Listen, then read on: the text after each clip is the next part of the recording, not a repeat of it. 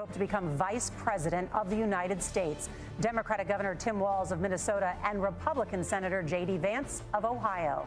Now, this is likely the final debate of this election cycle, and voting is already underway in 20 states. CBS News polling shows this remains a race either presidential candidate could win. The CBS News vice presidential debate starts now. Fight for every single vote, and we're going to take this country back. And we are ready to continue to build the future together. We're going to turn this whole country red with President Donald J. Trump's leadership. You know what's at the end of this little journey? Kamala Harris as the next president of the United States. This is a CBS News special, live from CBS News headquarters in New York. America Decides, the vice presidential debate. Good evening, I'm Norah O'Donnell, and thank you for joining us for tonight's CBS News vice presidential debate. We want to welcome our viewers on CBS, on other networks here in the U.S. and around the world. We have a consequential night ahead, and our focus is the issues that matter to you, the voter. Let's introduce the candidates. Minnesota's Democratic Governor Tim Walz and Ohio's Republican Senator J.D. Vance, tonight meeting for the first time. I'm Margaret Brennan. In order to have a thoughtful and civil debate, these are the rules that both campaigns have agreed to. Questions will be directed at one candidate, who will have 2 minutes to respond. The other candidate will be allowed 2 minutes for rebuttal. Then each candidate will get another minute to make further points, with an additional 1 minute each at the discretion of the moderator. The primary role of the moderators is to facilitate the debate between the candidates, enforce the rules, and provide the candidates with the opportunity to fact-check claims made by each other. CBS News reserves the right to mute the candidates' microphones to maintain decorum. We have not shared the questions or topics with the campaigns. The stage is set. Governor, Senator, thank you for joining us. Let's get started. Tonight, our country is facing several unfolding crises. The Middle East is on the brink of war. Americans are suffering from the catastrophic impact of Hurricane Helene, and now a labor strike as 25,000 dock workers from Maine to Texas are picketing. We're going to begin tonight with the Middle East. Margaret. Thank you, Norah.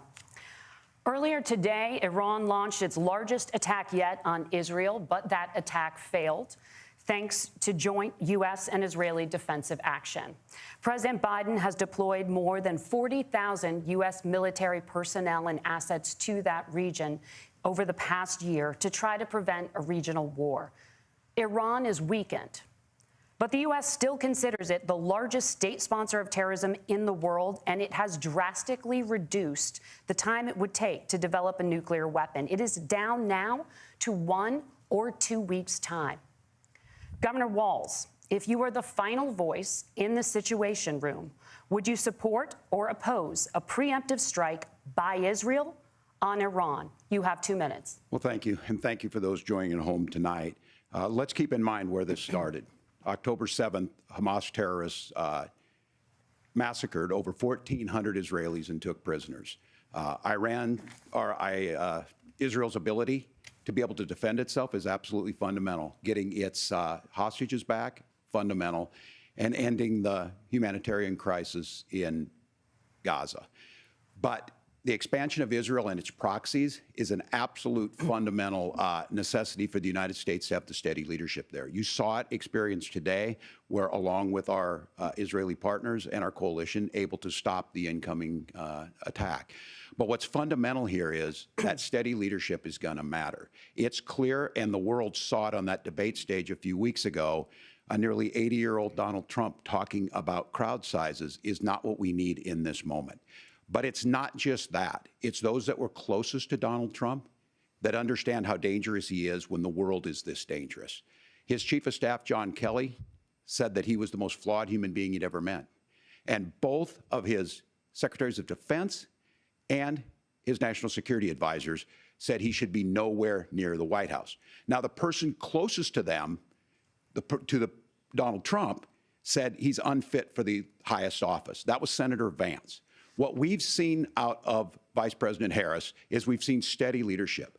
We've seen a calmness that is able to draw on the coalitions to bring them together. Understanding that our allies matter. When our allies see Donald Trump turn towards Vladimir Putin, turn towards North Korea, when we start to see that type of fickleness around holding the coalitions together, we will stay committed. And as the Vice President said today we will protect our forces and our allied forces, and there will be consequences. Governor, your time is up. Senator Vance, the same question. Would you support or oppose a preemptive strike by Israel on Iran? You have 2 minutes. A preemptive strike by Israel on Iran. You have 2 minutes. So, Margaret, I want to answer the question. First of all, thanks, Governor. Thanks to CBS for hosting the debate. And thanks, most importantly, to the American people who are watching this evening and caring enough about this country to pay attention to this vice presidential debate. I want to answer the question, but I want to actually give an introduction to myself a little bit because I recognize a lot of Americans don't know who either one of us are. I was raised in a working-class family. My mother required food assistance for periods of her life. My grandmother required Social Security help to raise me, and she raised me in part because my own mother struggled with addiction for a big chunk of my early life. I went to college on the GI Bill after I enlisted in the Marine Corps and served in Iraq. And so I stand here asking to be your vice president with extraordinary gratitude for this country, for the American dream that made it possible for me to live my dreams. And most importantly, I know that a lot of you are worried about the chaos in the world and the feeling that the American dream is unattainable. I want to try to convince you tonight over the next 90 minutes that if we get better leadership in the White House, if we get Donald Trump back in the White House, the American dream is going to be attainable once again. Now, to answer this particular question, we have to remember that as much as Governor Walz just accused Donald Trump of being an agent of chaos, Donald Trump actually delivered stability in the world, and he did it by establishing effective deterrence. People were afraid of stepping out of line. Iran, which launched this attack, has received over $100 billion in unfrozen assets thanks to the Kamala Harris administration. What do they use that money for? They use it to buy weapons that they're now launching against our allies, and God forbid, potentially launching against the United States as well. Donald Trump recognized that for people to fear the United States, you needed peace through strength. They needed to recognize that if they got out of line, the United States global leadership would put stability and peace back in the world. Now, you asked about a preemptive strike, Margaret, and I want to answer the question. Look, it is up to Israel what they think they need to do to keep their country safe, and we should support our allies wherever they are when they're fighting the bad guys. I think that's the right approach to take with the Israel question. Thank you, Senator. Governor Walz, do you care to respond to any of the allegations? Well, look, Donald Trump was in office. We'll sometimes hear a revisionist history, but when Donald Trump was in office, it was Donald Trump who we had a coalition of nations that had boxed Iran's nuclear program in, the inability to advance it. Donald Trump pulled that program and put nothing else in its place. So Iran is closer to a nuclear weapon than they were before because of Donald Trump's fickle leadership. And when Iran shot down an American aircraft in international airspace, Donald Trump tweeted, because that's the standard diplomacy of Donald Trump. And when Iranian missiles did fall near U.S. troops and they received traumatic brain injuries, Donald Trump wrote it off as headaches. Look, our allies understand that Donald Trump is fickle. He will go to whoever has the most flattery or where it makes sense to him. Steady leadership like you witnessed today, like you witnessed in April. Both Iranian attacks were repelled. Our coalition is strong, and we need the steady leadership that Kamala Harris is providing. Senator Vance, the U.S. did have a diplomatic deal with Iran to temporarily pause parts of its nuclear program, and President Trump did exit that deal. He recently said, just 5 days ago, the U.S. must now make a diplomatic deal with Iran because the consequences are impossible. Did he make a mistake? You have 1 minute. Well, first of all, Margaret, diplomacy is not a dirty word, but I think that's something that Governor Walz just said is quite extraordinary. You yourself just said Iran is as close to a nuclear weapon today as they have ever been. And Governor Walz, you blame Donald Trump. Who has been the vice president for the last 3.5 years? And the answer is your running mate, not mine. Donald Trump consistently made the world more secure. Now, we talk about the sequence of events that led us to where we are right now, and you can't ignore October the 7th, which I appreciate Governor Walz bringing up. But when did Iran and Hamas and their proxies attack Israel? It was during the administration of Kamala Harris. So Governor Walz can criticize Donald Trump's tweets, but effective, smart diplomacy and peace through strength is how you bring stability back to a very broken world. Donald Trump has already done it once before. Ask yourself at home, when was the last time, I'm 40 years old, when was the last time that an American president didn't have a major conflict break out? The only answer is during the 4 years that Donald Trump was president. Gentlemen, we have a lot to get to. Norah? Margaret, thank you. Let's turn now to Hurricane Helene. The storm could become one of the deadliest on record. More than 160 people are dead and hundreds more are missing. Scientists say climate change makes these hurricanes larger, stronger, and more deadly because of the historic rainfall. Senator Vance, according to CBS News polling, 7 in 10 Americans and more than 60% of Republicans under the age of 45 favor the U.S. taking steps to try and reduce climate change. Senator, what responsibility would the Trump administration have to try and reduce the impact of climate change? I'll give you 2 minutes. Sure. So first of all, let's start with the hurricane, because it's an unbelievable, unspeakable human tragedy. I just saw today, actually, a photograph of 2 grandparents on a roof with a 6-year-old child, and it was the last photograph ever taken of them because the roof collapsed and those innocent people lost their lives. And I'm sure Governor Walz joins me in saying our hearts go out to those innocent people, our prayers go out to them, and we want as robust and aggressive as a federal response as we can get to save as many lives as possible, and then, of course, afterwards, to help the people in those communities rebuild. I mean, these are communities that I love. Some of them I know very personally in Appalachia, all across the Southeast. They need their government to do their job, and I commit that when Donald Trump is president again, the government will put the citizens of this country first when they suffer from a disaster. Now, Norah, you asked about climate change. I think this is a very important issue. Look, a lot of people are justifiably worried about all these crazy weather patterns. I think it's important for us, first of all, to say, Donald Trump and I support clean air, clean water. We want the environment to be cleaner and safer. But one of the things that I've noticed some of our Democratic friends talking a lot about is a concern about carbon emissions, this idea that carbon emissions drives all of the climate change. Well, let's just say that's true, just for the sake of argument, so we're not arguing about weird science. Let's just say that's true. Well, if you believe that, what would you want to do? The answer is that you'd want to reshore as much American manufacturing as possible, and you'd want to produce as much energy as possible in the United States of America, because we're the cleanest economy in the entire world. What have Kamala Harris's policies actually led to? More energy production in China, more manufacturing overseas, more doing business in some of the dirtiest parts of the entire world. And when I say that, I mean the amount of carbon emissions they're doing per unit of economic output. So if we actually care about getting cleaner air and cleaner water, the best thing to do is to double down and invest in American workers and the American people. And unfortunately, Kamala Harris has done exactly the opposite. Governor Walz, you have 2 minutes to respond. Well, we got close to an agreement because all those things are happening. Look, first of all, it is a horrific tragedy with this hurricane, and my heart goes out to the folks that are down there in contact with the governors. I serve as co-chair of the Council of Governors as we work together on these emergency managements. Governors know no partisanship. They work together. So all of the governors and the emergency responders are on the ground. Those happen on the front end. The federal government comes in, makes sure they're there that we recover, but we're still in that phase where we need to make sure that they're staying there, staying focused. Now, look, coming back to the climate change issue, there's no doubt this thing roared onto the scene faster and stronger than anything we've seen.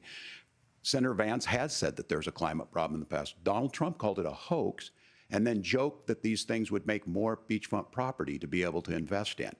What we've seen out of the Harris administration now, the Biden-Harris administration, is we've seen this investment. We've seen massive investments, the biggest in global history that we've seen in the Inflation Reduction Act, has created jobs all across the country. 2,000 in Jeffersonville, Ohio, taking the EV technology that we invented and making it here. 200,000 jobs across the country. The largest solar manufacturing plant in North America sits in Minnesota. But my farmers know climate change is real. They've seen 500-year droughts, 500-year floods back to back. But what they're doing is adapting, and this has allowed them to tell me, look, I harvest corn, I harvest soybean, and I harvest wind. We are producing more natural gas and more oil at any time than we ever have. We're also producing more clean energy. So the solution for us is to continue to move forward, that climate change is real. Reducing our impact is absolutely critical, but this is not a false choice. You can do that at the same time you're creating the jobs that we're seeing all across the country. That's exactly what this administration has done. We are seeing us becoming an energy superpower for the future, not just the current. And that's what absolutely makes sense. And then we start thinking about how do we mitigate these disasters.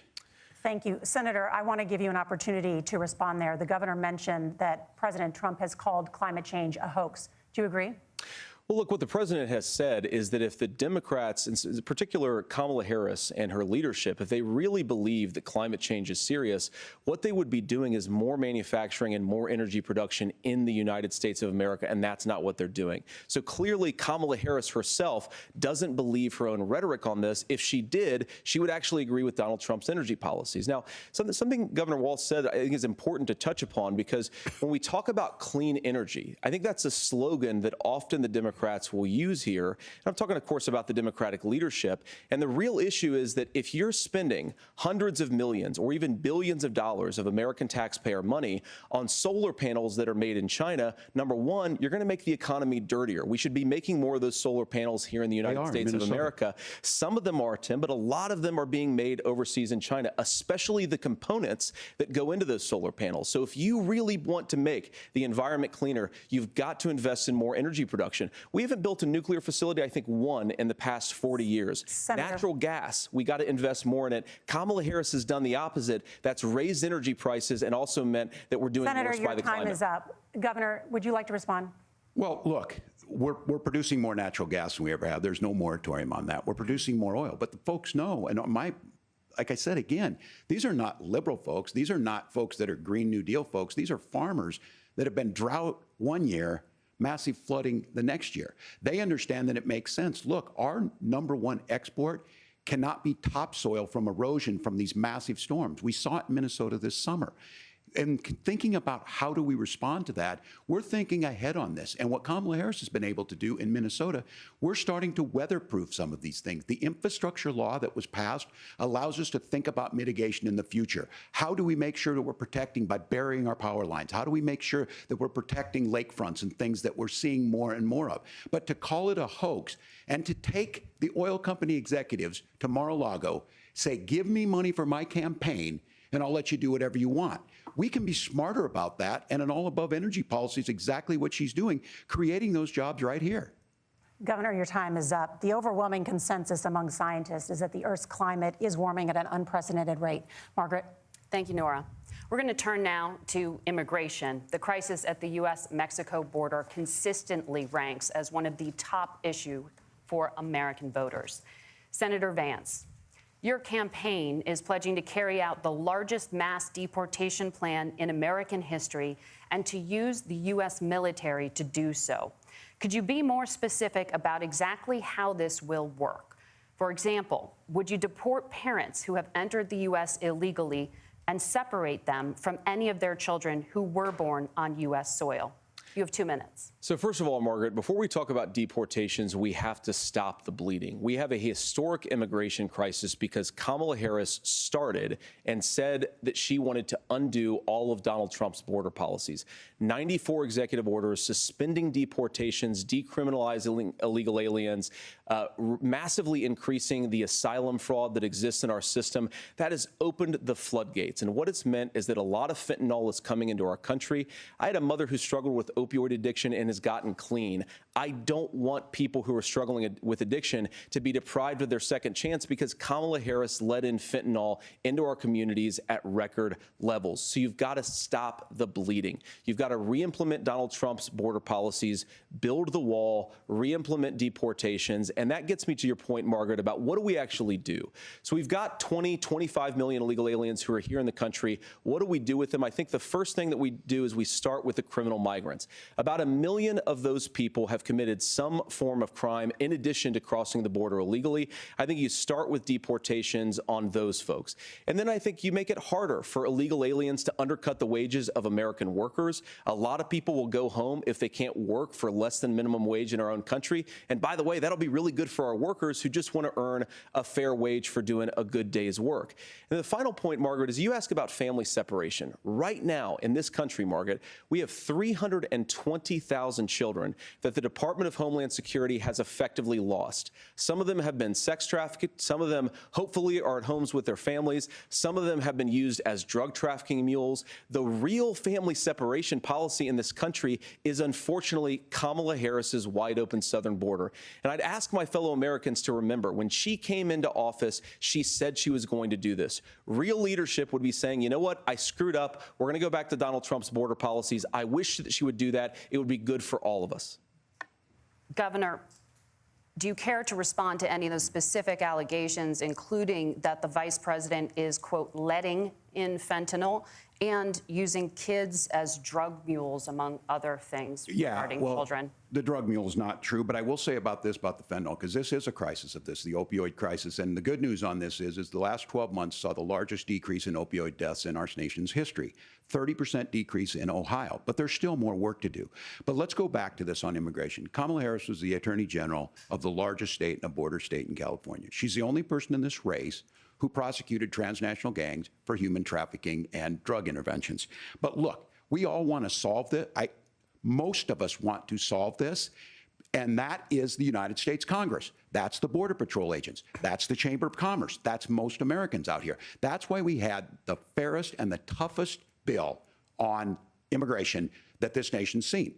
It was crafted by a conservative senator from Oklahoma, James Lankford. I know him. He's super conservative, but he's a man of principle, wants to get it done. Democrats and Republicans worked on this piece of legislation. The Border Patrol said, this is what we need in here. These are the experts. And the Chamber of Commerce and the Wall Street Journal said, pass this thing. Kamala Harris helped get there. 1,500 new border agents, detection for drugs, DOJ money to speed up these the adjudications on this, just what America wants.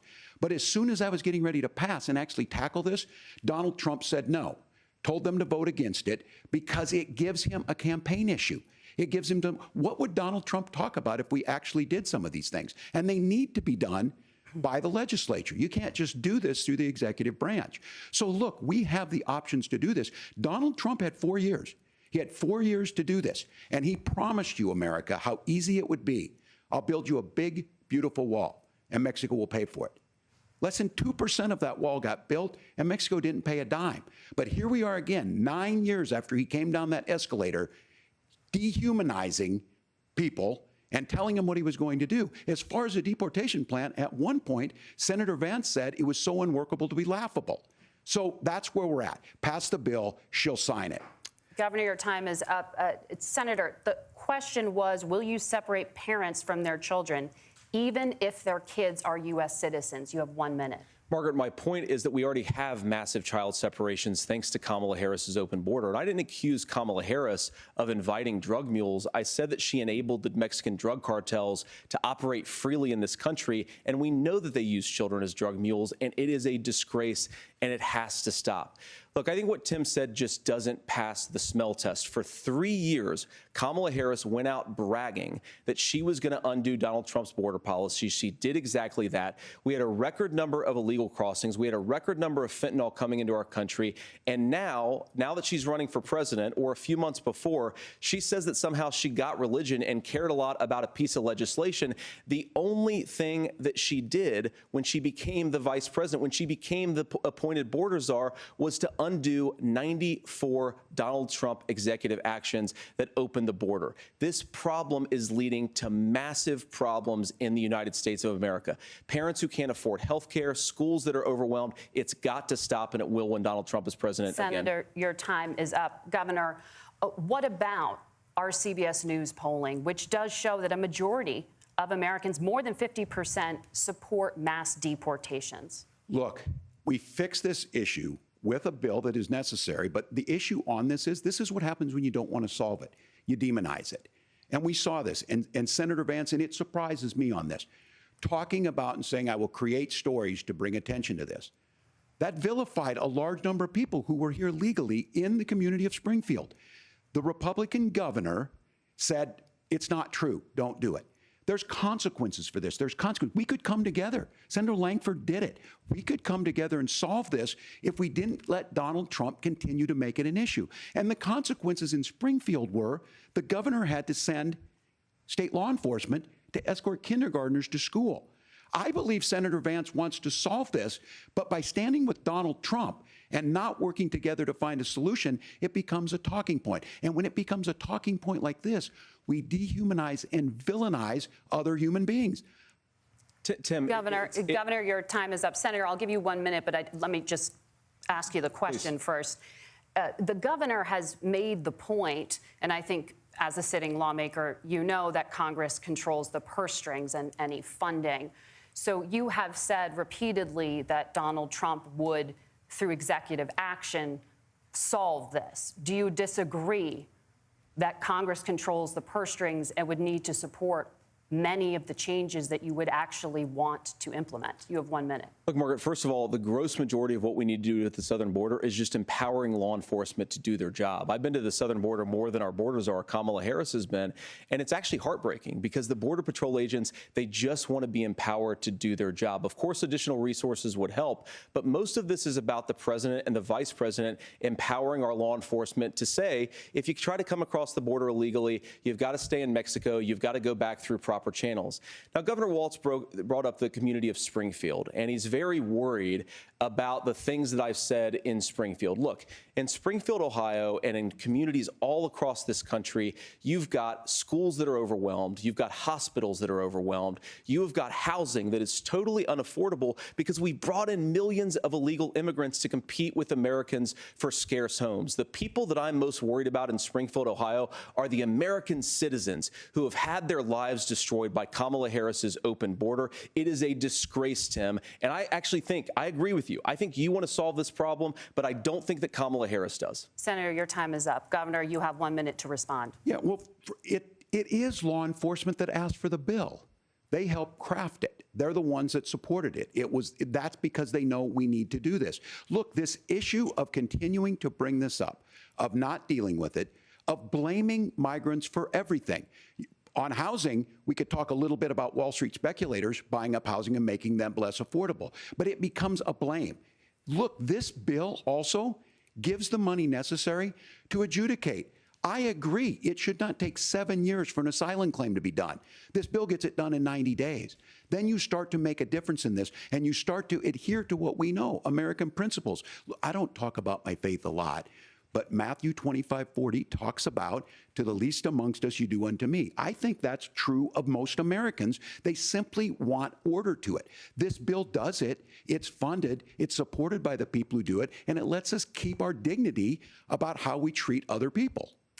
Thank you, Governor. And just to clarify for our viewers, Springfield, Ohio does have a large number of Haitian migrants who have legal status, temporary protected status. Well, Margaret, but thank you, Senator. We have so much to get to. Margaret, I think it's important because we're going to turn now to the economy. Thank you, Margaret. The rules were that you guys weren't going to fact check, and since you're fact checking me, I think it's important to say what's actually going on. So there's an application called the CBP One app, where you can go on as an illegal migrant, apply for asylum or apply for parole, and be granted legal status at the wave of a Kamala Harris open border wand. That is not a person coming in, applying for a green card and waiting for 10 years. That is the facilitation of illegal immigration, Margaret, by our own leadership. Thank you, Senator, for describing the legal process. We have so much to get to, Senator. Those laws have been on the books since 1990. Thank you, gentlemen. The CBP One app has not been on the books since 1990. It's something that Kamala Harris created, Margaret. Gentlemen, the audience can't hear you because your mics are cut. We have so much we want to get to. Thank you for explaining the legal process. Norah. Thank you, Margaret. The economy is a top concern for voters. Each of your campaigns has released an economic plan, so let's talk about the specifics. Governor Walz, Vice President Harris unveiled a plan that includes billions in tax credits for manufacturing, housing, and a renewed child tax credit. The Wharton School says your proposals will increase the nation's deficit by $1.2 trillion. How would you pay for that without ballooning the deficit? Governor, I'll give you 2 minutes. Yeah, thank you. And Kamala Harris and I do believe in the middle class because that's where we come from. We both grew up in that. We understand. So those of you out there listening tonight, you're hearing a lot of stuff back and forth, and it's good. It's healthy. That's what this is supposed to happen. You should be listening. How's this going to impact me? The bold forward plan that Kamala Harris put out there is talking about this housing issue. The one thing is there's 3 million new houses proposed under this plan with down payment assistance on the front end to get you in a house. A house is much more than just an asset to be traded somewhere. It's foundational to where you're at. And then making sure that the things you buy every day, whether they be prescription drugs or other things, that there's fairness in that. Look, the $35 insulin is a good thing, but it costs $5 to make insulin. They were charging $800 before this law went into effect. As far as the housing goes, I've seen it in Minnesota.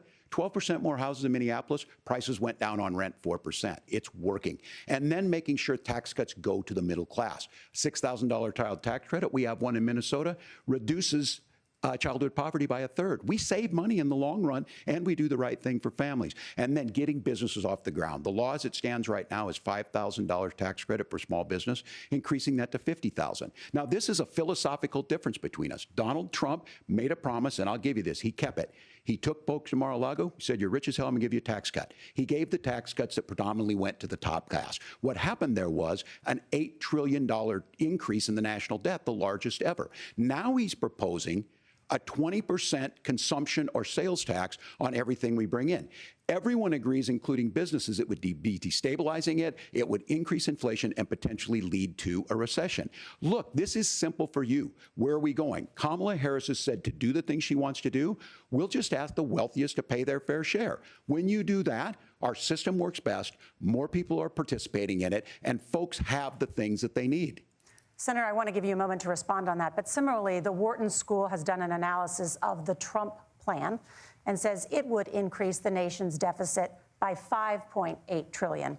My question is the same for you. How do you pay for all that without ballooning the deficit? I'll give you 2 minutes.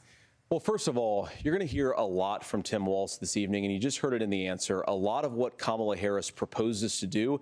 And some of it, I'll be honest with you, it even sounds pretty good. Here's what you won't hear, is that Kamala Harris has already done it. Because she's been the vice president for 3.5 years. She had the opportunity to enact all of these great policies. And what she's actually done instead is drive the cost of food higher by 25%, drive the cost of housing higher by about 60%.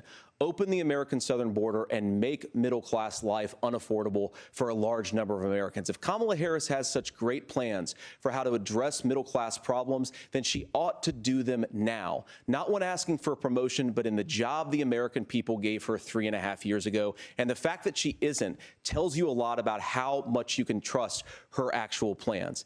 Now, Donald Trump's economic plan is not just a plan, but it's also a record. A lot of those same economists attack Donald Trump's plans, and they have PhDs, but they don't have common sense and they don't have wisdom. Because Donald Trump's economic policies delivered the highest take-home pay in a generation in this country, 1.5% inflation, and to boot, peace and security all over the world. So when people say that Donald Trump's economic plan doesn't make sense, I say look at the record. He delivered rising take-home pay for American workers. Now, Tim admirably admits that they want to undo the Trump tax cuts. But if you look at what was so different about Donald Trump's tax cuts, even from previous Republican tax cut plans, is that a lot of those resources went to giving more take-home pay to middle-class and working-class Americans. It was passed in 2017, and you saw an American economic boom unlike we've seen in a generation in this country. That is a record that I'm proud to run on, and we're going to get back to that common sense wisdom so that you can afford to live the American dream again. I know a lot of you are struggling. I know a lot of you are worried about paying the bills. It's going to stop when Donald Trump brings back common sense to this country. Governor, do you want to respond to that? What has Kamala Harris done for the middle class? Yeah, well, Kamala Harris's day one was Donald Trump's failure on COVID that led to the collapse of our economy. We were already before COVID in a manufacturing recession, but 10 million people out of work, largest percentage since the Great Depression. 9 million jobs closed on that. That was day one, whether it was the Infrastructure Act or other things we moved. Now, you made a question about experts, said this. I've made a note of this. Economists can't be trusted. Science can't be trusted. National security folks can't be trusted. Look, if you're going to be president, You don't have all the answers. Donald Trump believes he does. My pro tip of the day is this. If you need heart surgery, listen to the people at the Mayo Clinic in Rochester, Minnesota, not Donald Trump. And the same thing goes with this. And I ask you out there, teachers, nurses, truck drivers, whatever, how is it fair that you're paying your taxes every year and Donald Trump hasn't paid any federal tax in the last 15 years, and the last year as president? That's what's wrong with the system. There's a way around it, and he's bragged about that. We're just asking for fairness in it, and that's all you want. You have a minute. Governor, you say trust the experts. But those same experts for 40 years said that if we shipped our manufacturing base off to China, we'd get cheaper goods. They lied about that. They said if we shipped our industrial base off to other countries, to Mexico and elsewhere, it would make the middle class stronger. They were wrong about that. They were wrong about the idea that if we made America less self-reliant, less productive in our own nation, that it would somehow make us better off, and they were wrong about it. And for the first time in a generation, Donald Trump had the wisdom and the courage to say to that bipartisan consensus, we're not doing it anymore. We're bringing American manufacturing back. We're unleashing American energy. We're going to make more of our own stuff. And this isn't just an economic issue. I mean, I've got 3 beautiful little kids at home, 7, 4, and 2, and I love them very much, and I hope they're in bed right now.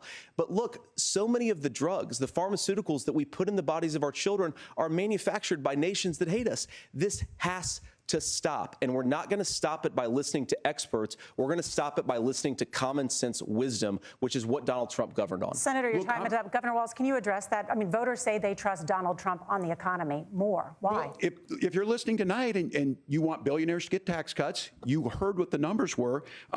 Look, I'm a union guy on this. I'm not a guy who wanted to ship things overseas, but I understand that, look, we produce soybeans and corn. We need to have fair trading partners. That's something that we believe in. I think the thing that most concerns me on this is Donald Trump was the guy who created the largest trade deficit in American history with China. So the rhetoric is good. Much of what the senator said right there, I'm in agreement with him on this. I watched it happen too. I watched it to my communities, and we talked about that. But we had people undercutting the right to collectively bargain. We had right to work states made it more difficult. We had companies that were willing to ship it over, and we saw people profit. Folks that are venture capital in some cases, putting money into companies that were overseas. We're in agreement that we bring those home. The issue is Donald Trump is talking about it. Kamala Harris has a record, 250,000 more manufacturing jobs just out of the IRA. May I respond to that? Yes. So appreciate that. So if you notice, what Governor Walz just did is he said, first of all, Donald Trump has to listen to the experts. And then when he acknowledged that the experts screwed up, he said, well, Donald Trump didn't do nearly as good of a job as the statistics that's a gross generalization. that he did. So what Tim Walz is doing, and I honestly, Tim, I think you got a tough job here, because you've got to play whack-a-mole. You've got to pretend that Donald Trump didn't deliver rising take-home pay, which of course he did. You've got to pretend that Donald Trump didn't deliver lower inflation, which of course he did. And then you've simultaneously got to defend Kamala Harris's atrocious economic record, which has made gas, groceries, and housing unaffordable for American citizens. I was raised by a woman who would sometimes go into medical debt so that she could put food on the table in our household. I know what it's like to not be able to afford the things that you need to afford. We can do so much better. To all of you watching, we can get back to an America that's affordable again. We just got to get back to common sense economic principles. I hope we have a conversation on health care then. Senator, Governor. Please. Thank you. Margaret? We have a lot to get to ahead, gentlemen, on many topics. But right now, I want to talk about personal qualifications. The vice president is often the last voice the president hears before making consequential decisions. We want to ask you about your leadership qualities. Governor Walz, you said you were in Hong Kong during the deadly Tiananmen Square protests in the spring of 1989. But Minnesota Public Radio and other media outlets are reporting that you actually didn't travel to Asia until August of that year. Can you explain that discrepancy? Yeah, well, and to the folks out there who didn't get at the top of this, look, I grew up in small rural Nebraska, town of 400, town that you rode your bike with your buddies till the streetlights come on, and I'm proud of that service. I joined the National Guard at 17, worked on family farms, and then I used the GI Bill to become a teacher, passionate about it, a young teacher. My first year out, I got the opportunity in the summer of '89 to travel to China. 35 years ago, be able to do that. I came back home and then started a program to take young people there. We would take basketball teams, we would take baseball teams, we would take dancers, and we would go back and forth to China. The issue for that was to try and learn. Now, look, my community knows who I am. They saw where I was at. Look, I will be the first to tell you, I have poured my heart into my community. I've tried to do the best I can, but I've not been perfect. And I'm a knucklehead at times, but it's always been about that. Those same people elected me to Congress for 12 years. And in Congress, I was one of the most bipartisan people, working on things like farm bills that we got done, working on veterans benefits. And then the people of Minnesota were able to elect me to governor twice. So look, my commitment has been from the beginning to make sure that I'm there for the people, to make sure that I get this right. I will say more than anything, many times I will talk a lot, I will get caught up in the rhetoric, but being there, the impact it made, the difference it made in my life, I learned a lot about China. I hear the critiques of this. I would make the case that Donald Trump should have come on one of those trips with us. I guarantee you he wouldn't be praising Xi Jinping about COVID, and I guarantee you he wouldn't start a trade war that he ends up losing. So this is about trying to understand the world. It's about trying to do the best you can for your community, and then it's putting yourself out there and letting your folks understand what it is. My commitment, whether it be through teaching, which I was good at, or whether it was being a good soldier or was being a good member of Congress, those are the things that I think are the values that people care about. Governor, just to follow up on that, the question was, can you explain the discrepancy? All I said on this was I got there that summer and misspoke on this. So I will just, that's what I've said. So I was in Hong Kong and China during the democracy protests went in. And from that, I learned a lot of what needed to be in governance. Thank you, Governor. Senator Vance, in 2016, you called your running mate, Donald Trump, unfit for the nation's highest office, and you said he could be America's Hitler. I know you've been asked many times, and you've said you regret those comments and explained you then voted for Donald Trump in 2020. But the Washington Post reported new messages last week in which you also disparaged Trump's economic record while he was president, writing to someone in 2020, quote, Trump thoroughly failed to deliver his economic populism. You're now his running mate, and you've shifted many of your policy stances to align with his. If you become vice president, why should Americans trust that you will give Donald Trump the advice he needs to hear and not just the advice he wants to hear? You have 2 minutes. Well, first of all, Margaret, because I've always been open. And sometimes, of course, I've disagreed with the president, but I've also been extremely open about the fact that I was wrong about Donald Trump. I was wrong, first of all, because I believed some of the media stories that turned out to be dishonest fabrications of his record. But most importantly, Donald Trump delivered for the American people. Rising wages, rising take-home pay, an economy that worked for normal Americans, a secure southern border, a lot of things, frankly, that I didn't think he'd be able to deliver on. And yeah, when you screw up, when you misspeak, when you get something wrong and you change your mind, you ought to be honest with the American people about it. It's one of the reasons, Margaret, why I've done so many interviews is because I think it's important to actually explain to the American people where I come down on the issues and what changed. Now, you pointed out to messages from 2020.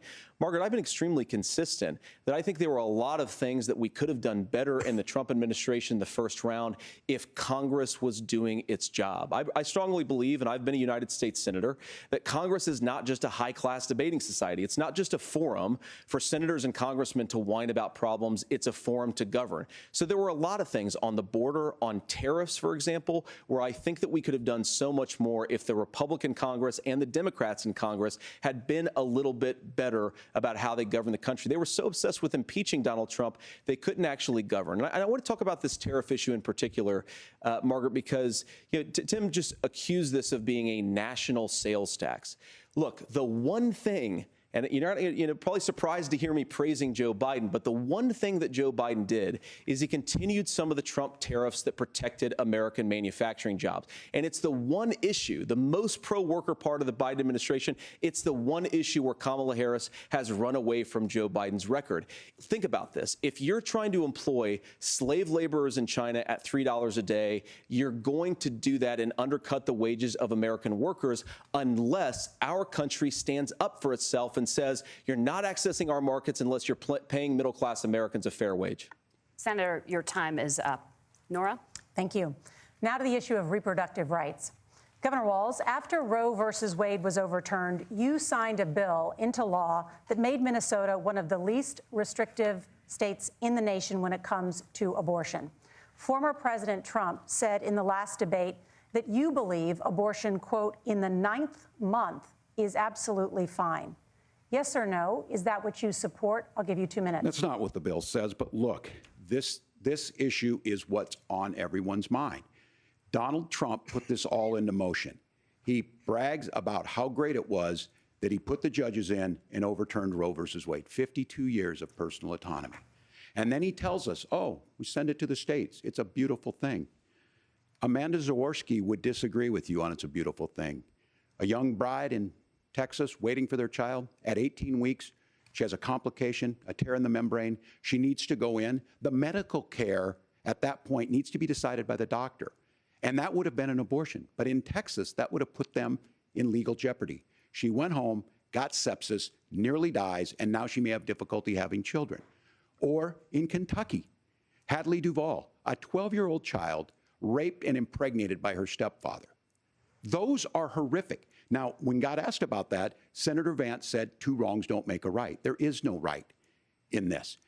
So in Minnesota, what we did was restore Roe versus Wade. We made sure that we put women in charge of their health care. But look, this is not where, if you don't know Amanda or a Hadley, you soon will. Their Project 2025 is going to have a registry of pregnancies. It's going to make it more difficult, if not impossible, to get contraception and limit access, if not eliminate access to infertility treatments. For so many of you out there listening, me included, infertility treatments are why I have a child. That's nobody else's business. But those things are being proposed. And the catch-all on this is, well, the states will decide what's right for Texas might not be right for Washington. That's not how this works. This is basic human right. We have seen maternal mortality skyrocket in Texas, outpacing many other countries in the world. This is about health care. In Minnesota, we are ranked first in health care for a reason. We trust women. We trust doctors. Senator, do you want to respond to the governor's claim? Will you create a federal pregnancy monitoring agency? No, Norah, certainly we won't. And I want to talk about this issue because I know a lot of Americans care about it, and I know a lot of Americans don't agree with everything that I've ever said on this topic. And, you know, I grew up in a working class family in a neighborhood where I knew a lot of young women who had unplanned pregnancies and decided to terminate those pregnancies because they feel like they didn't have any other options. And, you know, one of them is actually very dear to me. And I know she's watching tonight, and I love you.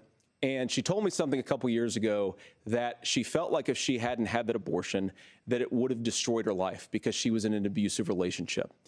And I think that what I take from that as a Republican who proudly wants to protect innocent life in this country, who proudly wants to protect the vulnerable, is that my party, we've got to do so much better of a job at earning the American people's trust back on this issue where they frankly just don't trust us. And I think that's one of the things that Donald Trump and I are endeavoring to do. I want us as a Republican Party to be pro-family in the fullest sense of the word. I want us to support fertility treatments. I want us to make it easier for moms to afford to have babies. I want it to make it easier for young families to afford a home so they can afford a place to raise that family. And I think there's so much that we can do on the public policy front just to give women more options. Now, of course, Donald Trump has been very clear that on the abortion policy specifically, that we have a big country and it's diverse. And California has a different viewpoint on this than Georgia. Georgia has a different viewpoint from Arizona. And the proper way to handle this, as messy as democracy sometimes is to let voters make these decisions, let the individual states make their abortion policy. And I think that's what makes the most sense in a very big, a very diverse, and let's be honest, sometimes a very, very messy and divided country.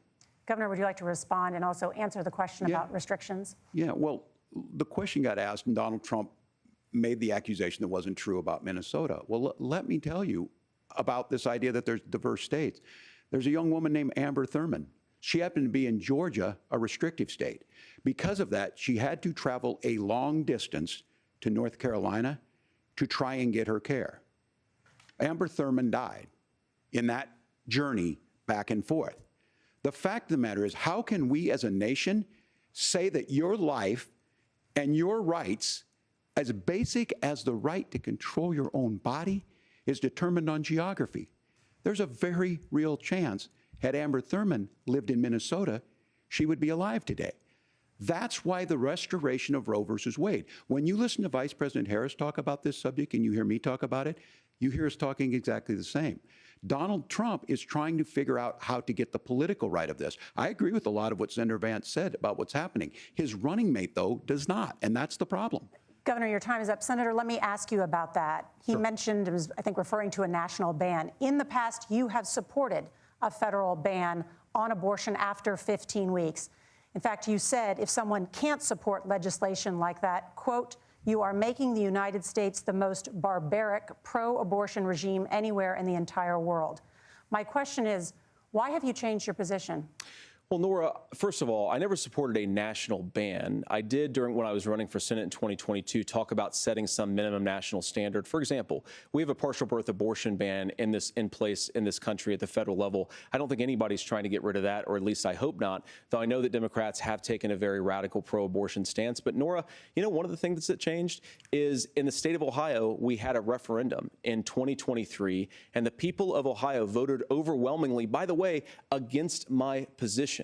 And I think that what I learned from that, Norah, is that we've got to do a better job at winning back people's trust. So many young women would love to have families. So many young women also see an unplanned pregnancy as something that's going to destroy their livelihood, destroy their education, destroy their relationships. And we have got to earn people's trust back. And that's why Donald Trump and I are committed to pursuing pro-family policies, making child care more accessible, making fertility treatments more accessible, because we've got to do a better job at that. And that's what real leadership is. Governor, your response. I'm going to respond on the pro-abortion piece of that. No, we're not. We're pro-women. We're pro-freedom to make your own choice. We know what the implications are to not be that. Women having miscarriages, women not getting the care, physicians feeling like they may be prosecuted for providing that care. And as far as making sure that we're educating our children and giving them options, Minnesota's a state with one of the lowest teen pregnancy rates. We understand that, too. We know that the options need to be available, and we make that true. We also make it, we're a top 3 state for the best place to raise children. But these two things to try and say that we're pro-children, but we don't like this, or you guys are pro-abortion, that's not the case at all. We are pro-freedoms for women to make their choices, and we're going, and Kamala Harris is making the case, to make options for children more affordable, a $6,000 child tax credit, but we're not going to base that on the backs of making someone like Amber Thurman drive 600 miles to try and get health care. Senator. May I respond to that? First of all, Governor, I agree with you. Amber Thurman should still be alive, and there are a lot of people who should still be alive, and I certainly wish that she was. And maybe you're free to disagree with me on this and explain this to me, but as I read the Minnesota law that you signed into law, the statute that you signed into law, it says that a doctor who presides over an abortion where the baby survives, the doctor is under no obligation to provide life-saving care to a baby who survives a botched late-term abortion. That is, I think, whether you're pro-choice or pro-abortion, that is fundamentally barbaric. And that's why I use that word, Norah, is because some of what we've seen, do you want to force Catholic hospitals to perform abortions against their will? Because Kamala Harris has supported suing Catholic nuns to violate their freedom of conscience. We can be a big and diverse country where we respect people's freedom of conscience and make the country more pro-baby and pro-family. But please. Yes, Governor, please respond. Look, this is one where there's always something there. This is a very simple proposition. These are women's decisions to make about their healthcare decisions, and the physicians who know best when they need to do this. Trying to distort the way a law is written to try and make a point, that's not it at all. What was I wrong about, Governor? Please tell me, what was I wrong about? That is not the way the law is written. Look, I've given But how? I've given this advice on a lot of things, that getting involved, that's been misread, and it was fact-checked at the last debate. But the point on this is there's a continuation of these guys to try and tell women or to get involved. I use this line on this, just mind your own business on this. Things worked best when Roe versus Wade was in place. When we do a restoration of Roe, that works best. That doesn't preclude us from increasing funding for children. It doesn't increase us from making sure that once that child's born, like in Minnesota, they get meals, they get early childhood education, they get health care. So hiding behind we're going to do all these other things when you're not proposing them in your budget. Kamala Harris is proposing them. She's proposing all those things to make life easier for families. I asked a specific question, Governor. You gave me a slogan as a response. It's not the case. It's not true. That's not what the law says. So they fact-checked it with President Trump. Gentlemen, there's a lot to discuss. We have to move on, and we're going to be right back with much more of the CBS News vice presidential debate in just a moment.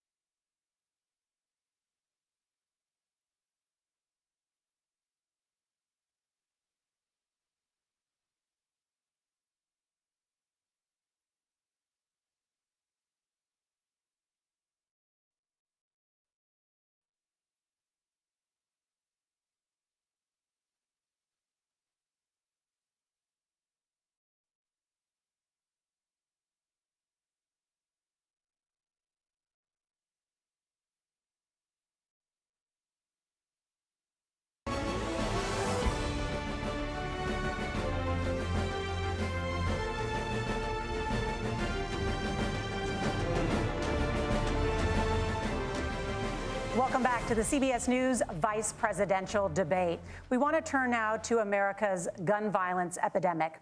The leading cause of death for children and teens in America is by firearms. Senator Vance, you oppose most gun legislation that Democrats claim would curb gun violence. You oppose red flag gun laws and legislation to ban certain semi-automatic rifles, including AR-15s. So let me ask you, earlier this year, for the first time, the parents of a school shooter were convicted of involuntary manslaughter and sentenced to 10 years in prison. Do you think holding parents responsible could curb mass shootings? I'll give you 2 minutes. Yeah, well, Norah, on that particular case, I don't know the full details, but I certainly trust local law enforcement and local authorities to make those decisions. I think in some cases the answer is going to be yes, and in some cases the answer is going to be no. And the details really matter here, of course. For example, if a kid steals a gun, that's going to be different than if a parent hands over a gun knowing that their kid is potentially dangerous. But look, I want to just sort of speak as a father of 3 beautiful little kids, and our oldest is now in 2nd grade.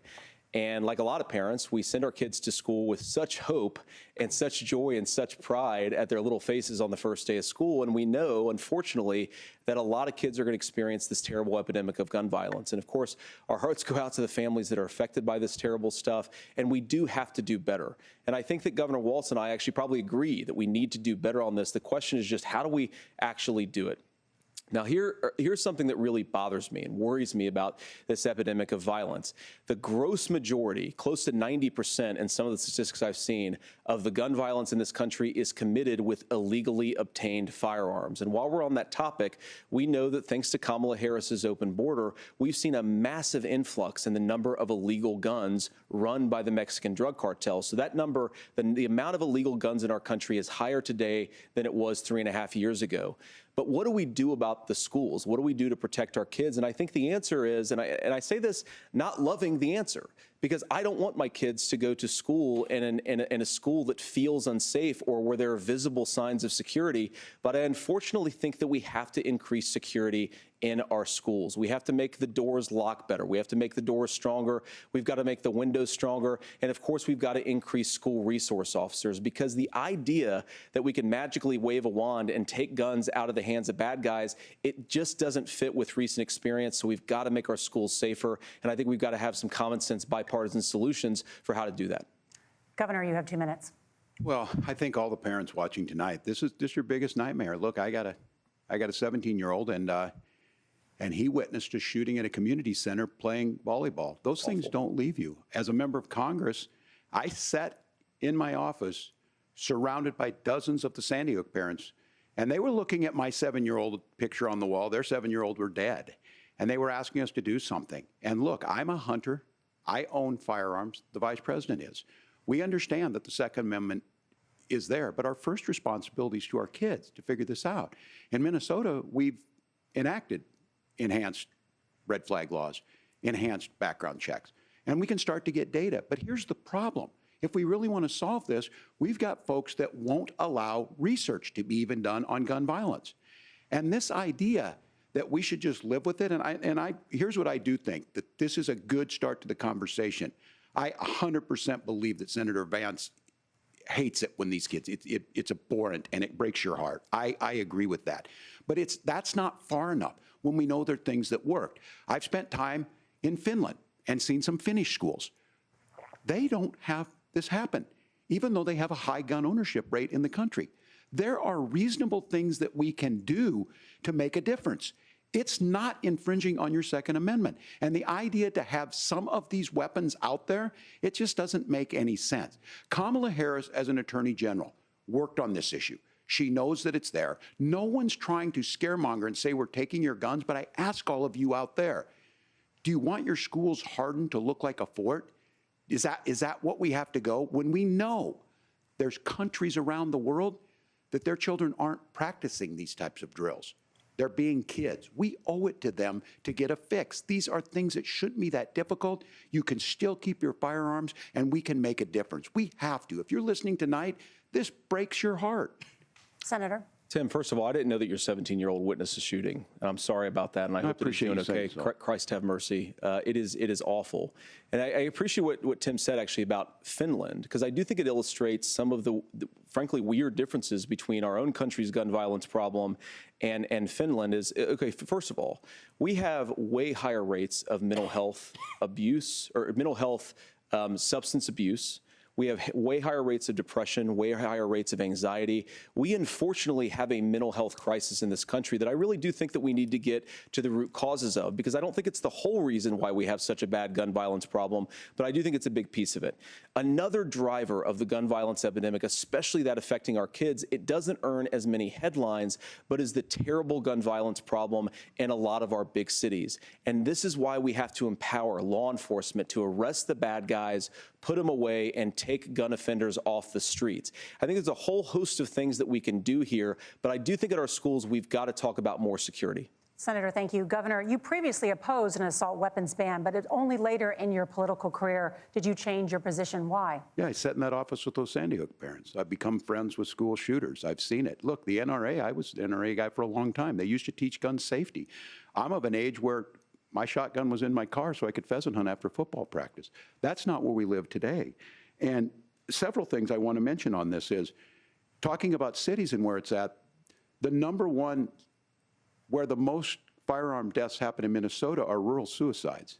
And we have an epidemic of children getting guns and shooting themselves. And so we have, and we should look at all of the issues. Making sure folks have health care and all that, but I want to be very careful. This idea of stigmatizing mental health, just because you have a mental health issue doesn't mean you're violent. And I think what we end up doing is we start looking for a scapegoat. Sometimes it just is the guns. It's just the guns, and there are things that you can do about it. But I do think that this is one, and I think this is a healthy conversation. I think there's a capacity to find solutions on this that work, protect Second Amendment, protect our children. That's our priority. Gentlemen, thank you. Margaret? Thank you, Norah. Let's turn now to the top contributor to inflation, the high cost of housing and rent. There's a shortage of more than 4 million homes in the United States, and that contributes to the high housing prices.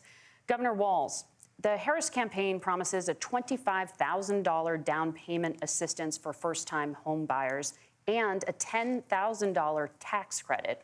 They also promise to build 3 million new homes.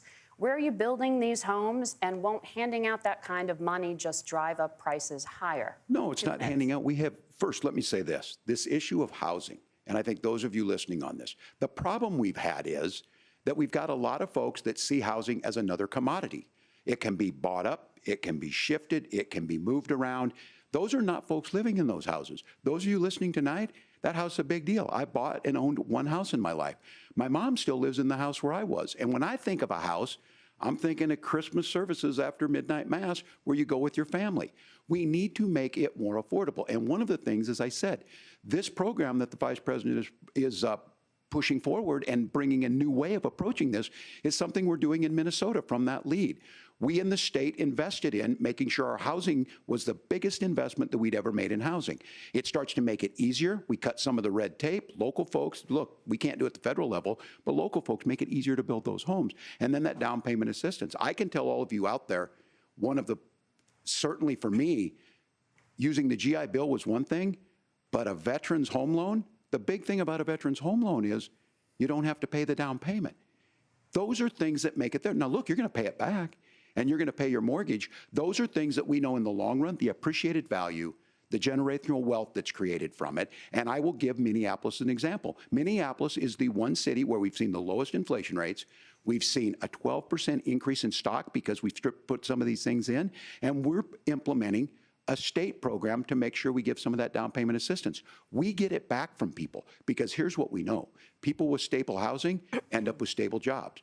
People with stable housing have their kids able to get to school. All of those things in the long run end up saving our money. And that's the thing that I think we should be able to find some common ground in, but we can't blame immigrants for the only reason. That's not the case that's happening in many cities. The fact of the matter is that we don't have enough naturally affordable housing, but we can make sure that the government's there to help kickstart it, create that base. Governor, your time is up. Senator Vance, as far as your campaign's position, the promise is to seize federal lands to build homes, remove regulation, provide tax breaks, and cut back on immigration, which you say pushes up prices. Where are you going to build all the new homes you're promising, and what part of any of this plan will provide immediate relief? You have 2 minutes. Well, first of all, Tim just said something that I agree with. We don't want to blame immigrants for higher housing prices, but we do want to blame Kamala Harris for letting in millions of illegal aliens into this country, which does drive up costs, Tim. 25 million illegal aliens competing with Americans for scarce homes is one of the most significant drivers of home prices in the country. It's why we have massive increases in home prices that have happened right alongside massive increases in illegal alien populations under Kamala Harris's leadership. Now, Tim just mentioned a bunch of ideas. Now, some of those ideas I actually think are halfway decent, and some of them I disagree with. But the most important thing here is Kamala Harris is not running as a newcomer to politics. She is the sitting vice president. If she wants to enact all of these policies to make housing more affordable, I invite her to use the office that the American people already gave her, not sit around and campaign and do nothing while Americans find the American dream of homeownership completely unaffordable. Now, you asked, Margaret, what would immediately change the equation for American citizens? If you lower energy prices, as Donald Trump says, drill, baby, drill, one of the biggest drivers of housing costs aside from illegal immigration is, think about it, if a truck driver is paying 40% more for diesel, then the lumber he's delivering to the job site to build the house is also going to become a lot more expensive. If we open up American energy, you will get immediate pricing relief for American citizens, not, by the way, just in housing, but in a whole host of other economic goods, too. Senator Vance, you still have 23 seconds there. Do you want to answer? Can I have it? Where, yeah. Governor, we will get to you in a moment. But, Senator, where are you going to seize the federal lands? Can you clarify? Well, what Donald Trump has said is we have a lot of federal lands that aren't being used for anything. They're not being used for national park. They're not being used, and they could be places where we build a lot of housing. And I do think that we should be opening up building in this country. We have a lot of land that could be used. We have a lot of Americans that need homes. We should be kicking out illegal immigrants who are competing for those homes, and we should be building more homes for the American citizens who deserve to be here. Senator, your time is up.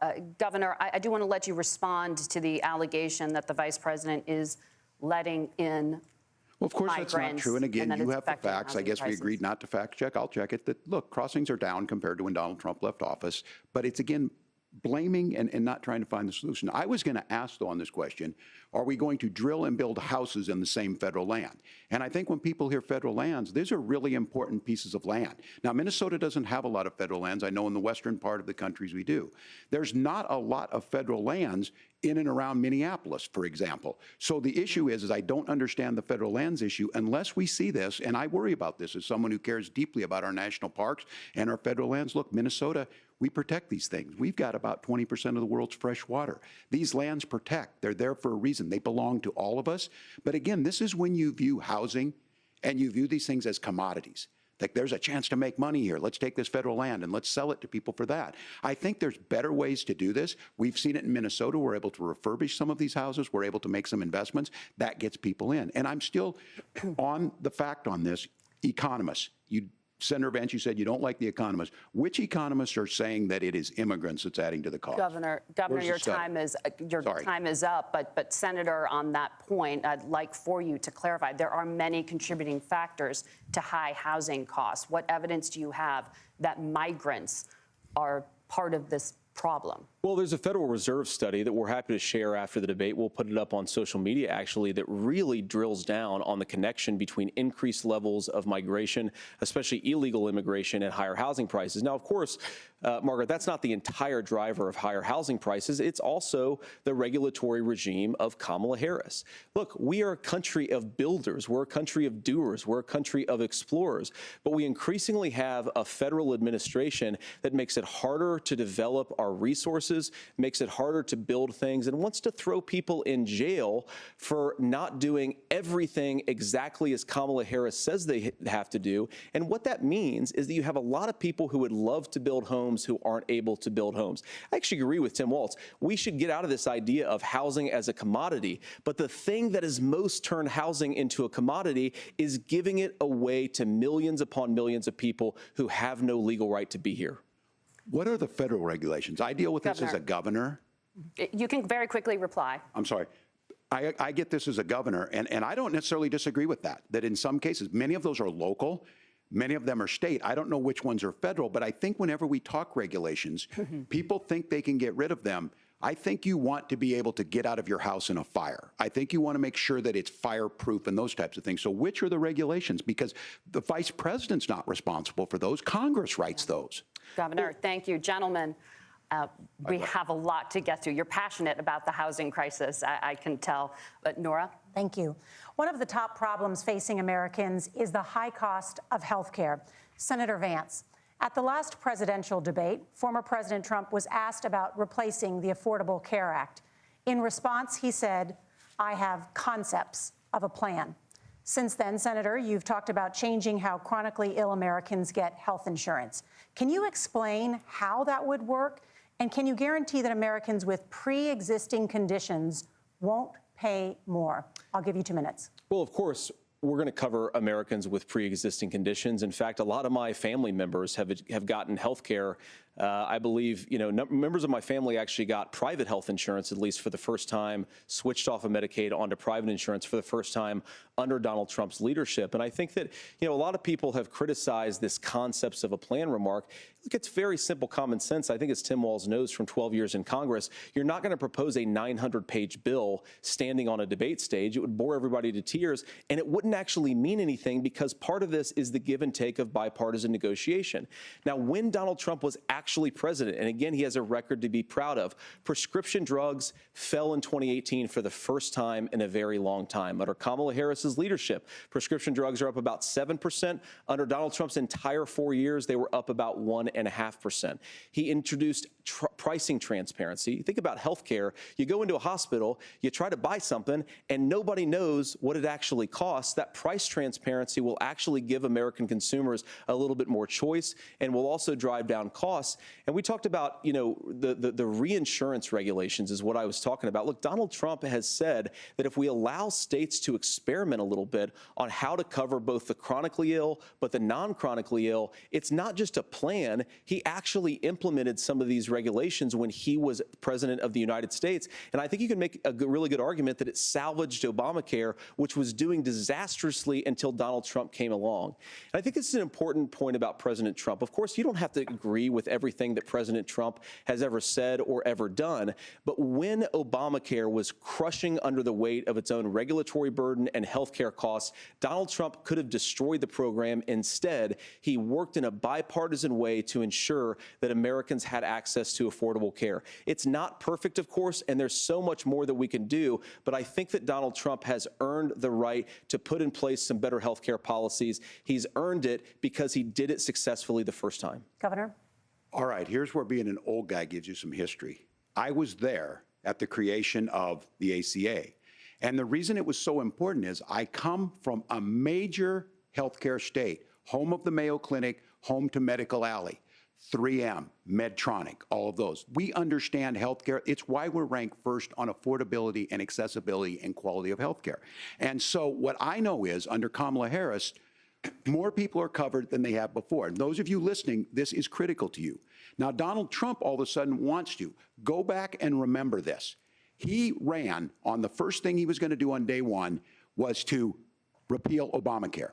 On day one, he tried to sign an executive order to repeal the ACA. He signed on to a lawsuit to repeal the ACA, but lost at the Supreme Court. And he would have repealed the ACA had it not been for the courage of John McCain to save that bill. Now, fast forward, what that means to you is you lose your pre-existing conditions. If you're sitting at home and you got asthma, too bad. If you're a woman, probably not. Broke your foot during football, might kick you out. Your kids get kicked out when they're 26. Kamala Harris negotiated drug prices for the first time with Medicare. We have 10 drugs that will come online, the most common ones that'll be there. But look, this issue, and when Donald Trump said, I've got a concept of a plan, it cracked me up as a fourth grade teacher because my kids would have never given me that. But what Senator Vance just explained might be worse than a concept, because what he explained is pre-Obamacare. And I'll make this as simple as possible because I have done this for a long time. What they're saying is, if you're healthy, why should you be paying more? So what they're going to do is let insurance companies pick who they insure, because guess what happens? You pay your premium, it's not much. They figure they're not going to have to pay out to you. But those of you a little older, gray, got cancer, you're going to get kicked out of it. That's why the system didn't work. Kamala Harris will protect and enhance the ACA. Governor, thank you. Senator, you have not yet explained how you would protect people with pre-existing conditions or laid out that plan. Well, look, we currently have laws and regulations in place right now that protect people with pre-existing conditions. We want to keep those regulations in place, but we also want to make the health insurance marketplace function a little bit better. Now, what Governor Walz just said is actually not true. A lot of what happened, and the reason that Obamacare was crushing under its own weight, is that a lot of young and healthy people were leaving the exchanges. Donald Trump actually helped address that problem, and he did so in a way that preserved people's access to coverage who had pre-existing conditions. But again, something that these guys do is they make a lot of claims about if Donald Trump becomes president, all of these terrible consequences are going to ensue. But in reality, Donald Trump was president. Inflation was low. Take-home pay was higher. And he saved the very program from a Democratic administration that was collapsing and would have collapsed absent his leadership. He did his job, which is govern in a bipartisan way and get results, not just complain about problems, but actually solve them. Governor, did enrollment under the Affordable Care Act go up under the Trump administration? It's higher now that we've seen it go up. Look, people are using it. The system works. And the question about this of young people or whatever, that's the individual mandate piece of this. And Republicans fought tooth and nail saying, well, Americans should be free to do this. Well, then what happens is— So you think the individual mandate's a good idea? You shrink. I think the idea of making sure the risk pool is broad enough to cover everyone, that's the only way insurance works. When it doesn't, it collapses. You are asking pre-ACA where we get people out. Look, people know that they need to be on health care. People expect it to be there. And when we are able to make it, and we are making it this way, when we incentivize people to be in the market, when we help people who might not be able to afford it get there, and we make sure then when you get sick and old, it's there for you. Because I heard people say, well, I don't want to buy into Medicare or whatever. Good luck buying health care once you get past 70. So look, the ACA works. We can continue to do better. Kamala Harris did that. The way she made everything better was negotiating those 10 drugs on Medicare for the first time in American history. Thank you. Margaret? Can I address that? I apologize. We're out of time. ahead, We have a Norah. number of subjects to discuss. Margaret? Let's talk about families in America. There is a child care crisis in this country, and the United States is one of the very few developed countries in the world without a national paid leave program for new parents. Governor Walz, you've said that if Democrats win both the White House and Congress, this is a day one priority for you. How long should employers be required to pay workers while they are home taking care of their newborns? You have 2 minutes. Yeah, well, that's negotiable, and that's what Congress worked. But here's what the deal is. Americans sitting out there right now, you may work for a big company. Look, we're home in Minnesota to some of the largest Fortune 500 companies. Kamala Harris knows that in California. Those companies provide paid family and medical leave. One is, I think they're moral and they think it's a good thing, but it also keeps their employees healthy. We in Minnesota passed a paid family and medical leave. You have a child, and I had to go back to work 5 days after my kids were born. This allows you to stay home a certain amount of time. What we know is that gets the child off to a better start, the family works better, we stay in their employers, we get more consistency in that. So Kamala Harris has made it a priority. We implemented it in Minnesota and we see growth. That's how you become a pro-business state. But the negotiations on it, and here's the issue, those big companies are able to offer it. Those of you out there who don't have it, just imagine what happens if you get cancer or your child gets sick. We know what happens. You end up staying home. In some places, that means no paycheck because you've got no protection on that. This is the case of an economy that Donald Trump has set for the wealthiest amongst us. He's willing to give those tax breaks to the wealthiest. He's willing to say, bust those unions up, do whatever. What we're saying is the economy works best when it works for all of us. And so a paid family medical leave program, and I will tell you, go to the families or go to the businesses and ask them. As far as childcare on this, you have to take it at both the supply and the demand side. You can't expect the most important people in our lives to take either our children or our parents to get paid the least amount of money. And we have to make it easier for folks to be able to get into that business and then to make sure that folks are able to pay for that. We were able to do it in Minnesota, and I'm still telling you this. We were listed as the best state. We're still in crisis on this. A federal program of paid family and medical leave and help with this will enhance our workforce, enhance our families, and make it easier to have the children that you want. Governor, your time is up. Senator, do you support a national paid leave program? And if so, for how long should employers be mandated to pay their employees while they are home taking care of their newborn? You have 2 minutes. Yeah, well, first of all, Margaret, a number of my Republican colleagues and some Democrats, too, have worked on this issue. And I think there is a bipartisan solution here because a lot of us care about this issue. I mean, look, I speak from this very personally because I'm married to a beautiful woman who is an incredible mother to our 3 beautiful kids, but is also a very, very brilliant corporate litigator. And I'm so proud of her. But being a working mom, even for somebody with all of the advantages of my wife, is extraordinarily difficult. And it's not just difficult from a policy perspective. She actually had access to paid family leave because she worked for a bigger company. But the cultural pressure on young families and especially young women, I think makes it really hard for people to choose the family model they want. A lot of young women would like to go back to work immediately. Some would like to spend a little time home with the kids. Some would like to spend longer at home with the kids. We should have a family care model that makes choice possible. And I think this is a very important substantive difference between Donald Trump and Kamala Harris's approach.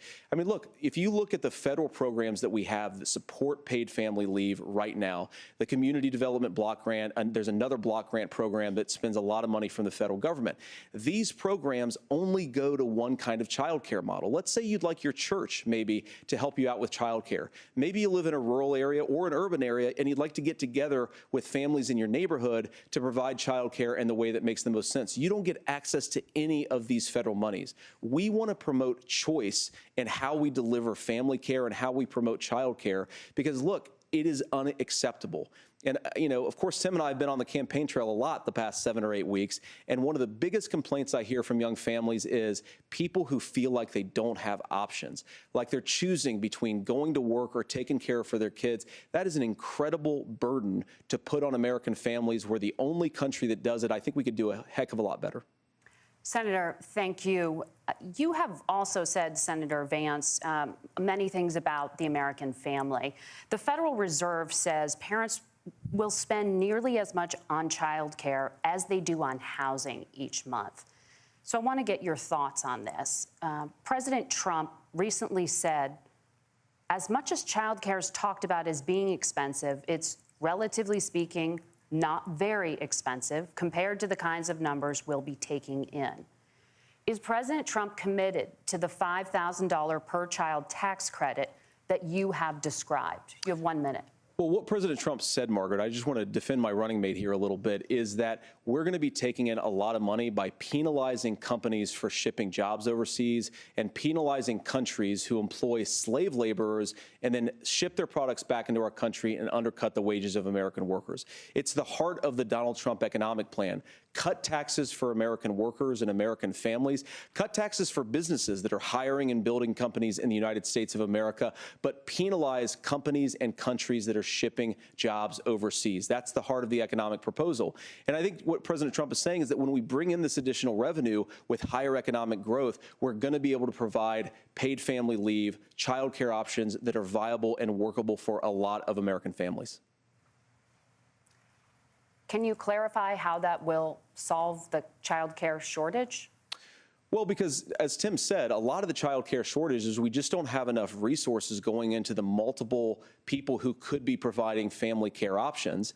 And we're going to have to, unfortunately, look, we're going to have to spend more money. We're going to have to induce more people to want to provide child care options for American families, because the reason it's so expensive right now is because you've got way too few people providing this very essential service. Thank you, Senator. Governor Walz, your ticket also has some child care tax credit proposals. Do you think Congress will agree to the $6,000 credit for newborns and $3,000 credit for children over the age of 6, as your campaign has promised? Is that realistic? Well, if these members of Congress are listening to anybody, I can tell you, and this is the biggest issue. Everybody listening tonight knows. I mean, I'm sure they were shocked to hear it's not that expensive. And let's be clear, whether it's $5,000 or $6,000, that pays you about 3 or 4 months. Let's be clear of where we're at on this. It's because we got out of an imbalance on this. We thought we were going to get by not paying people. I don't think Senator Vance and I are that far apart. I'm not opposed to what he's talking about on options. We've done scholarships types of things. I think we need to be open to making the case. But the issue here is, the question you asked is, you're not going to pay for it with these tariffs. That's just adding another $4,000 on the family and taking less. So not only do they not get the money to pay for that, they're $4,000 in the hole. That's Wharton School. That's his alma mater. And so I think the issue here is, if those members of Congress, I can't believe they're not. When I go to businesses, sure, they'll talk about taxes sometime, but they will lead with childcare and they will lead with housing, because we know the problem is, especially in a state like Minnesota, we need more workers because our economy is growing, but we need the workforce. Governor, thank you. We need to move on. Norah? Let's talk about the state of democracy, the top issue for Americans after the economy and inflation. After the 2020 election, President Trump's campaign and others filed 62 lawsuits contesting the results. Judges, including those appointed by President Trump and other Republican presidents, looked at the evidence and said there was no widespread fraud. The governors of every state in the nation, Republicans and Democrats, certified the 2020 election results and sent a legal slate of electors to Congress for January 6th. Senator Vance, you have said you would not have certified the last presidential election and would have asked the states to submit alternative electors. That has been called unconstitutional and illegal. Would you again seek to challenge this year's election results, even if every governor certifies the results? I'll give you 2 minutes. Well, Norah, first of all, I think that we're focused on the future. We need to figure out how to solve the inflation crisis caused by Kamala Harris's policies, make housing affordable, make groceries affordable, and that's what we're focused on. But I want to answer your question because you did ask it. Look, what President Trump has said is that there were problems in 2020, and my own belief is that we should fight about those issues, debate those issues peacefully in the public square, and that's all I've said, and that's all that Donald Trump has said. Remember, he said that on January the 6th, the protesters ought to protest peacefully. And on January the 20th, what happened? Joe Biden became the president. Donald Trump left the White House. And now, of course, unfortunately, we have all of the negative policies that have come from the Harris-Biden administration.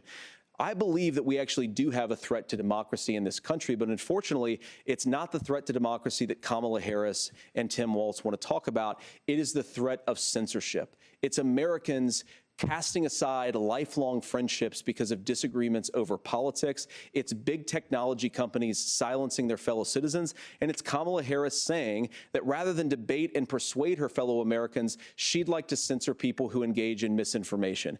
I think that is a much bigger threat to democracy than anything that we've seen in this country in the last 4 years, in the last 40 years.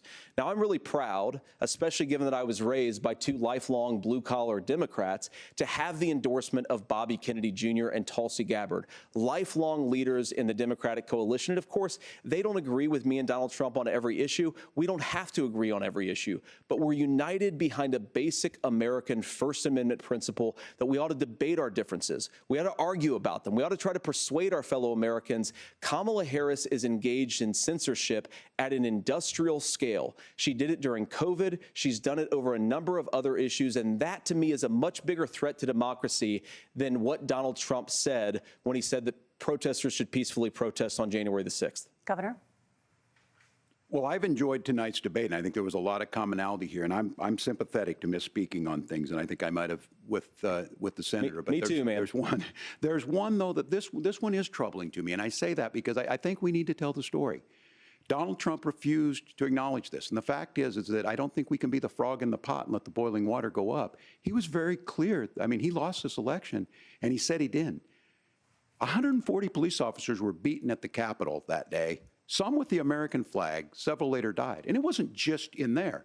In Minnesota, a group gathered on the state capitol grounds in St. Paul, and said, we're marching to the governor's residence and there may be casualties. The only person there was my son and his dog, who was rushed out crying by state police. That issue, and Mike Pence standing there as they were chanting, hang Mike Pence. Mike Pence made the right decision. So, Senator, it was adjudicated over and over and over. I worked with kids long enough to know, and I said as a football coach, sometimes you really want to win, but the democracy is bigger than winning an election. You shake hands, and then you try and do everything you can to help the other side win. That's what was at stake here. Now, the thing I'm most concerned about is the idea that imprisoning your political opponents, already laying the groundwork for people not accepting this. And a president's words matter. A president's words matter. People hear that. So I think this issue of settling our differences at the ballot box, shaking hands when we lose, being honest about it, but to deny what happened on January 6th, the first time in American history that a president or anyone tried to overturn a fair election and the peaceful transfer of power. And here we are 4 years later in the same boat. I will tell you this, that when this is over, we need to shake hands this election, and the winner needs to be the winner. This has got to stop. It's tearing our country apart. Margaret? Senator Vance, did you want to respond to that? Yeah, well, look, Tim, first of all, it's really rich for Democratic leaders to say that Donald Trump is a unique threat to democracy when he peacefully gave over power on January the 20th, as we have done for 250 years in this country. We are going to shake hands after this debate and after this election. And of course, I hope that we win, and I think we're going to win. But if Tim Walz is the next vice president, he'll have my prayers, he'll have my best wishes, and he'll have my help whenever he wants it.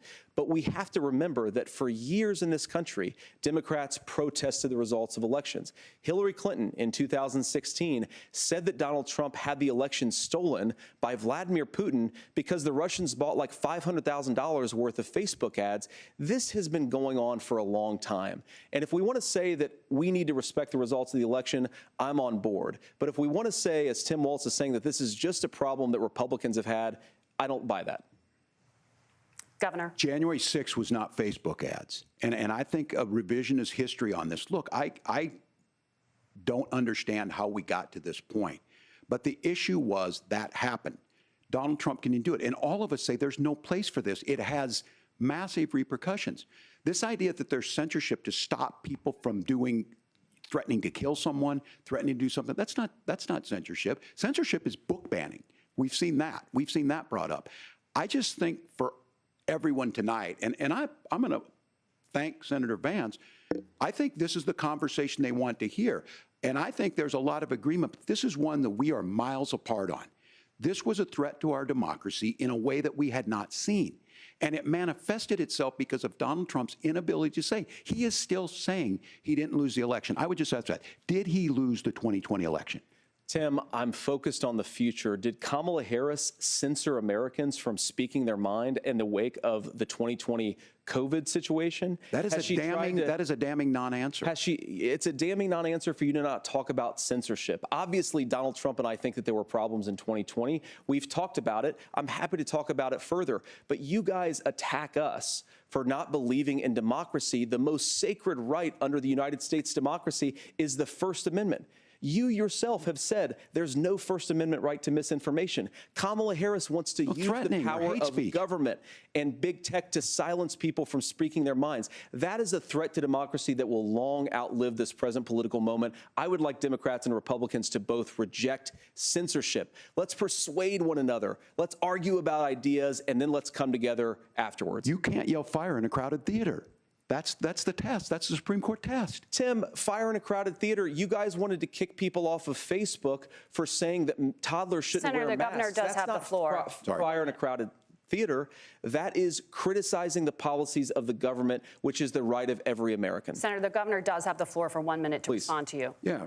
Well, I don't run Facebook. What I do know is I see a candidate out there who refused, and now again, and this, I'm pretty shocked by this. He lost the election.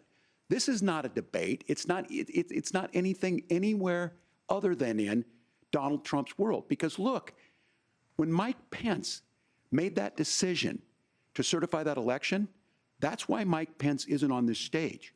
What I'm concerned about is Where is the firewall with Donald Trump? Where is the firewall if he knows he could do anything, including taking an election, and his vice president's not going to stand to it? That's what we're asking you, America. Will you stand up? Will you keep your oath of office, even if the president doesn't? And I think Kamala Harris would agree. She wouldn't have picked me if she didn't think I would do that, because of course that's what we would do. So America, I think you've got a really clear choice on this election of who's going to honor that democracy and who's going to honor Donald Trump. Governor, your time is up. Thank you, gentlemen. We will be right back with both of our candidates. The CBS News vice presidential debate continues.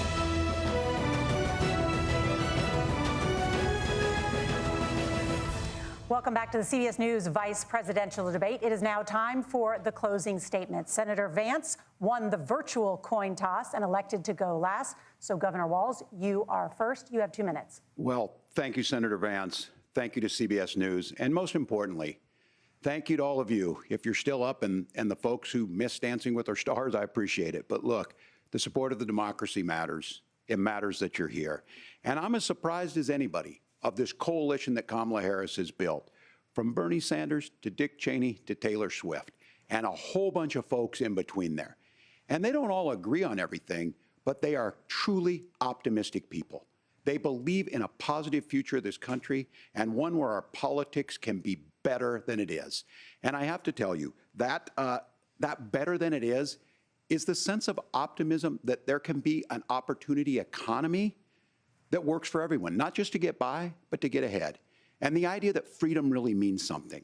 Not the freedom of government to be in your bedroom or exam room, but the freedom for you to make choices about yourself. Now, look, we all know who Donald Trump is. He's told us, and as Maya Angelou said, believe him when he told you that. His first inaugural address talked about American carnage, and then he spent 4 years trying to maybe do that. Senator Vance tonight made it clear he will stand with Donald Trump's agenda. He will continue to push down that road. Excuse me. Kamala Harris gives us a different option. Now, I'll have to tell you, I'm going to be careful about the quotes, but there's one that Senator Vance said that does resonate with me. He said, Donald Trump makes the people I care about afraid. A lot of America feels that way. We don't need to be afraid. Franklin Roosevelt was right. All we have to fear is fear itself. Kamala Harris is bringing us a new way forward. She's bringing us a politics of joy. She's bringing real solutions for the middle class, and she's centering you at the heart of that. All the while asking everyone, join this movement, make your voices heard. Let's look for a new day where everybody gets that opportunity and everybody gets a chance to thrive. I humbly ask for your vote on November 5th for Kamala Harris. Governor Walz, thank you. Senator Vance, your closing statement. Well, I want to thank Governor Walz, you folks at CBS, and of course the American people for tuning in this evening. And one of the issues we didn't talk about was energy. And I remember when I was being raised by my grandmother, when she didn't have enough money to turn on the heat some nights because Ohio gets pretty cold at night and because money was often very tight.